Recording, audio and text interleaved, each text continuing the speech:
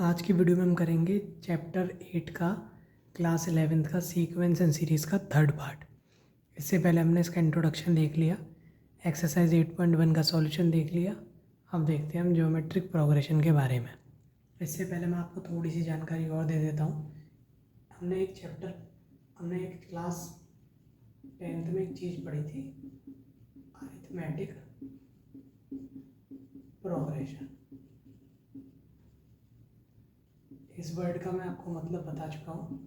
जो सीक्वेंस किसी पैटर्न को फॉलो करें उनको प्रोग्रेशन कहते हैं। तो ये भी एक तरह का सीक्वेंस ही है ज्योमेट्रिक प्रोग्रेशन। जैसे अरिथमेटिक प्रोग्रेशन था, ऐसे ये भी एक ज्योमेट्रिक प्रोग्रेशन एक तरह का सीक्वेंस है। ये भी सीक्वेंस था, ये भी सीक्वेंस। अब इसमें होता क्या है, इसमें हमने पढ़ा था, मान लो ए हमारा फर्स्ट टर्म था, ये चीज़ पढ़ी थी हमने, और डी इसमें था हमारा कॉमन डिफरेंस। ए एन इसमें था हमारा जनरल टर्म या nth टर्म। एल क्या था इसमें हमारा लास्ट टर्म। तो हमारे पास ए एन और एल का जो फॉर्मूला था वो था a plus n minus 1 d, और एस एन जो कि सम होता है उसका फॉर्मूला था n by two a plus n minus 1 d, या फिर एक और चीज़ थी n by two a plus l. ये चीज़ थी हमारे पास, ये हमारे पास फॉर्मूले थे एपी में। एपी में क्या होता था कि जैसे कोई टर्म है, कोई ये सीरीज लिख रही है, तो इसमें क्या करोगे आप, अगर दो कंसेक्यूटिव टर्म्स को देखोगे यानी 4 और 2 को, तो इनका जो डिफरेंस है यानी 4 माइनस 2 बराबर 2 है, तो 6 माइनस 4 बराबर 2 होगा, 8 माइनस 6 बराबर भी 2 होगा, और 10 माइनस 8 बराबर भी 2 होगा। यानी किसी एपी में दो कंसेक्यूटिव टर्म्स का, इसके बाद के अगला ये, इसके बाद का अगला ये, तो दो कंसेक्यूटिव टर्म्स का डिफरेंस कांस्टेंट रहता है। यहाँ पर भी 2, यहाँ पर भी 2, यहाँ पर भी 2, यहाँ पर भी 2। ठीक, तो एपी में था ये। एपी में क्या है, डिफरेंस कांस्टेंट है। क्या कांस्टेंट है? डिफरेंस। इसमें बस थोड़ा सा अंतर है, उसे देखते हैं क्या अंतर है वो।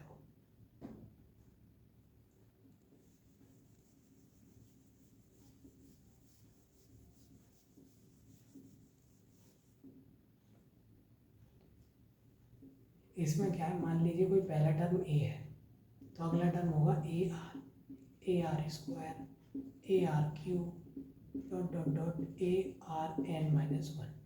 क्या मतलब है, दो कंसेक्यूटिव टर्म्स यानी ये वाला और ये, फिर दो कंसेक्यूटिव टर्म्स,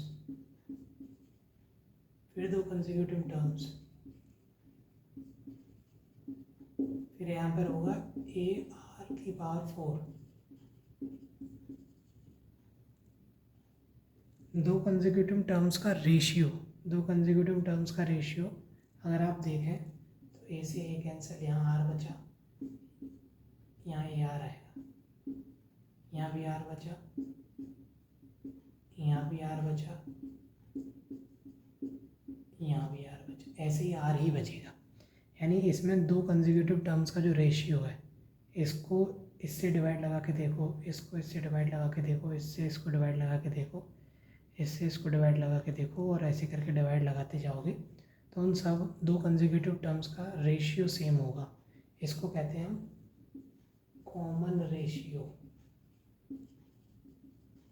वहाँ क्या कहते थे, कॉमन डिफरेंस। तो इनका कॉमन रेशियो होगा, ये चीज़ कांस्टेंट रहेगी। जैसे कि आप 2, 4, 8, 16, 32, 64 डॉट डॉट डॉट, 4/2 क्या होता है 2, 8/4 क्या होगा 2, 16/8 क्या होगा 2, 32/16 बराबर 2, 64/32 बराबर 2। यानी इनका जो आर की वैल्यू है वो है 2, यानी इनका जो कॉमन रेशियो है वो 2 है, और ये एक जीपी है। तो जीपी कैसे पहचाननी है, अगर हर दो कंसेक्यूटिव टर्म्स के बीच में जो रेशियो है वो एक फिक्स है, कांस्टेंट है, तो वो जीपी होगी, ज्योमेट्रिक प्रोग्रेशन। अगर इसी के अंदर मैं ऐसे करके लिख दूँ 2, 4, 6, बीच में प्लस का साइन लगा के, तो ये हो जाएगी ज्योमेट्रिक सीरीज। सीरीज और सीक्वेंस के बीच का डिफरेंस हम जान चुके हैं। तो ये हो सकता है फाइनाइट हो, ये हो सकता है इनफाइनाइट हो। तो इसका जैसे हमने पढ़ा था अर्थमेटिक प्रोग्रेशन में nth टर्म और सम, ऐसे ही इसका भी पढ़ेंगे। तो आइए देखते हैं।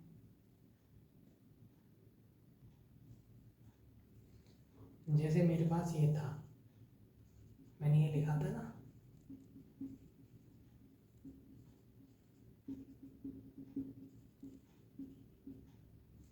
जैसे ये लिखा था मैंने 2 4 6 8, सॉरी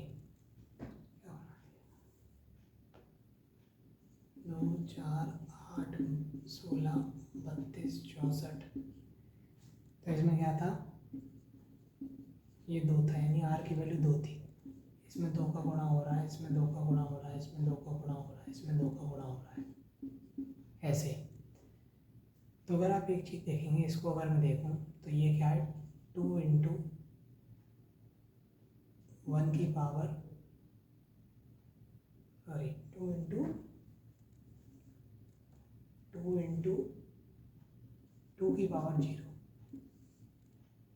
इसको देखो 2 इंटू 2 की पावर 1, इसको देखो 2 इंटू 2 की पावर 2, 2 3 4, 2 चौक 8, ऐसे ही इसको देखोगे तो 2 इंटू 2 की पावर 3, ऐसे लिख सकता हूँ मैं। तो ये पहला टर्म था, ये सेकंड, ये थर्ड, ये फोर्थ, ऐसे ही आगे बढ़ती जाएगी गाड़ी। इसको अगर मैं और से देखूँ तो इसको लिख सकता हूँ 2 इंटू 2 की पावर 1 माइनस 1, 2 इंटू 2 की पावर 2 माइनस 1, 2 इंटू 2 की पावर 3 माइनस 1, ऐसे ही इसको देखें तो 2 इंटू 2 की पावर 4 माइनस 1। यानी अगर गौर से देखो तो पहला टर्म -1, सेकंड -1, टर्म सेकंड है ना तो 2 -1, थर्ड टर्म है तो 3 -1, और फोर्थ टर्म है तो 4 -1। और ये जो 2 है ये कहाँ से आया, यहाँ से, यानी पहला टर्म सब में सेम। यानी यहाँ से अगर एक जनरल फॉर्मूला देखें तो nth टर्म क्या होगा, पहला टर्म तो आएगा ही a into r, common difference है इन सब के बीच में 2, वो भी आएगा। उसकी पावर क्या होगी, फर्स्ट टर्म में तो 1 माइनस 0 मतलब 1 माइनस 1, सेकेंड टर्म में तो 2 माइनस 1, थर्ड है तो 3 माइनस 1। तो अगर nth टर्म है तो n माइनस 1, तो ये हो गया nth टर्म। समझ में आ गया होगा ये, जितने टर्म है उसका एक कम, और आगे पहला टर्म तो आएगा ही प्रोडक्ट में। तो मैं इसको मिटाता हूँ और सम बताता हूँ।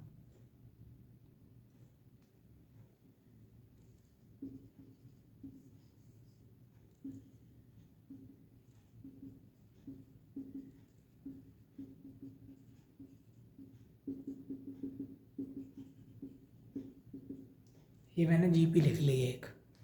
अब इसको सॉल्व करने प्रूफ करने का एक तरीका है कि मान लो आर की वैल्यू या तो 1 होगी या आर की वैल्यू 1 नहीं होगी। इस केस में क्या होगा, एस एन बराबर क्या होगा, A plus A plus A plus A dot dot dot dot plus A, क्योंकि नंबर ऑफ टर्म्स एन है, क्योंकि 1 है तो यहाँ पर ए इंटू वन का स्क्वायर है इंटू ए क्यूब, तो सब 1 ए ही आएगा 1 का मल्टीप्लाई होने पर। अब क्या है ये टर्म जो है ये संख्या में कितने हैं, एन टर्म्स हैं, तो ये एन बार मल्टीप्लाई होगा ए, जैसे 1 प्लस 1 दो बार ऐड हो रहा है तो 2 इंटू 1 लिख सकते हैं, 2 3 बार हो रहा होता तो 3 इंटू 1 3, ऐसे ही ए जो है वो एन बार है तो एन इंटू ए। तो सम कितना आ गया इस केस में, एन ए। इस केस में अगर देखें तो ये होगा आर बराबर 1 नहीं है तो मैं आर का मल्टीप्लाई कर देता हूँ पूरे में, तो A R plus A r square plus A r cube A R 4 dot dot dot, last वाले में ए आर एन हो जाएगा क्योंकि आर का मल्टीप्लाई किया है।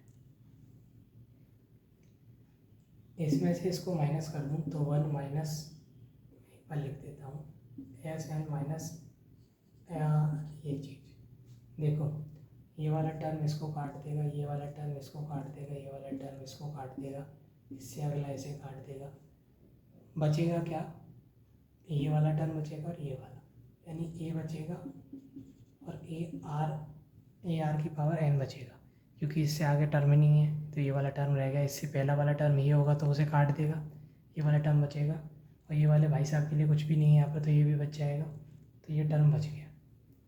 और क्योंकि हमने इसमें से इसको माइनस किया तो माइनस आएगा ना बीच में।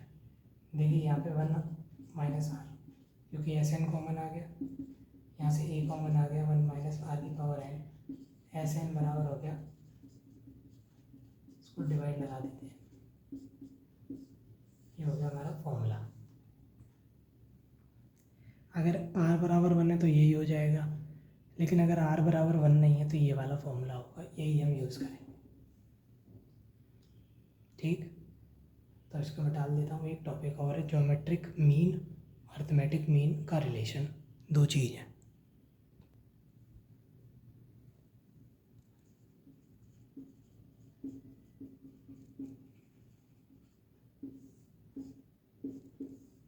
एक होता है अर्थमेटिक मीन, इसमें क्या होता है, कोई दो नंबर है, अगर हम आपसे अर्थमेटिक मीन पूछा जाए तो क्या होगा, a प्लस बी अपॉन 2। आपने मीन पढ़ा होगा वैसा ही है, एवरेज भी कह सकते हो एक तरीके से। तो क्या है अर्थमेटिक मीन, क्या है, दो संख्याओं का अर्थमेटिक मीन क्या होता है, उन दोनों का सम करो और 2 से भाग लगा दो। क्योंकि अब तक हम देखते आए हैं कि अर्थमेटिक प्रोग्रेशन वगैरह में भी सम की बात होती है या डिफरेंस की, और ज्योमेट्रिक प्रोग्रेशन में प्रोडक्ट की बात हो रही थी अब तक। ए आर का मल्टीप्लाई हुआ, फिर आर का मल्टीप्लाई हुआ, तो इसमें कहीं ना कहीं प्रोडक्ट की बात होती थी, इसमें सेम सम की। तो ऐसे इसमें भी प्रोडक्ट की बात होगी। अगर आपसे ए और बी का ज्योमेट्रिक मीन पूछे तो ये होगा अंडर रूट ए बी। ये आपको समझ में आ जानी चाहिए बात। अब इन दोनों के बीच में रिलेशन भी होता है एक, वो कैसे होगा देखते हैं।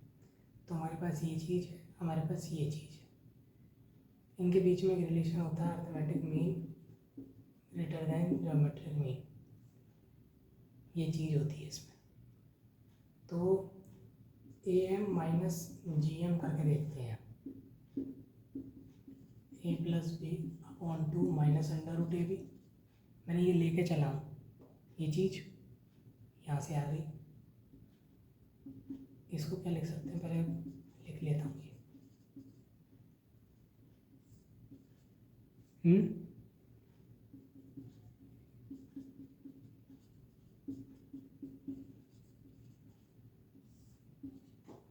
ठीक, इसका स्क्वायर ये बन जाएगा, इसका स्क्वायर भी हो जाएगा, कोई दिक्कत नहीं। ये कुछ x square plus y square minus 2xy, इसको हम ऐसे लिख सकते हैं ना। ये क्या है, पॉजिटिव नंबर्स हैं, ठीक, इसीलिए लिख सकते हैं इस तरीके से।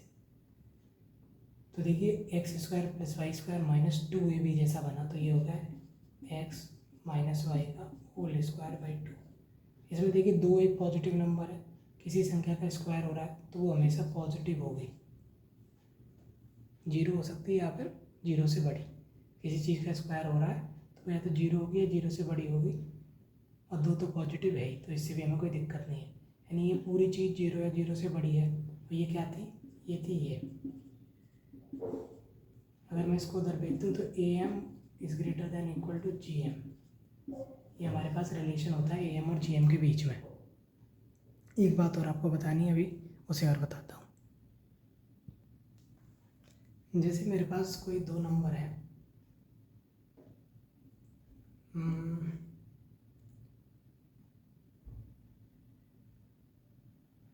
कोई दो नंबर सोचता हूँ मैं पहले, 5 और 125।